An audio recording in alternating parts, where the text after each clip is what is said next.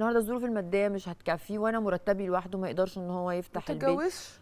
تقدرش تفتح بيت، ما تتجوزش، مش مطلوب يعني خلاص. طب ما انت تساعديني، ليه ما تساعد؟ ما انت بره بيساعدوا، الستات بره بتساعد. حقوقها ايه بقى بره؟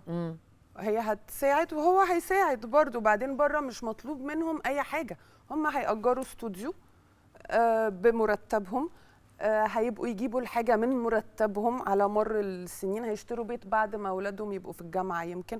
ده الفكر الغربي. هو هيجيب لها كل حاجه وناس تساعدها، فاهمه قصدي؟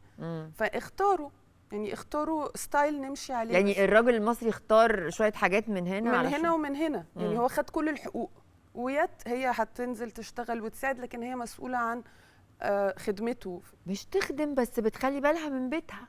تخلي بالها من بيتها، وهو كمان يخلي باله من بيته. هو بيتهم هما الاثنين. يعني هي لو هتنزل او مش هتنزل، هي لو موجوده في البيت، هي على فكره ليها دور.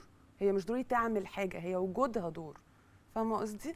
يعني وجود الست هو ده الحياه. هو انت خلقت اسره بوجود الست دي. ان هي بقى تبقى سعيده، ده دورها. انها تبقى سعيده، انها تبقى محبه، انها تبقى حنونه، انها تبقى واخده بالها من الولاد، بس مش انها تقوم تجيب شاي وتجيب وانها تاكله وتغذيه وتغذي العيال وتغسل هدوم وتكوي. لا دي وظايف بيدفع لها فلوس، دي وظيفه. مين هيعملها؟ ما عندناش فلوس.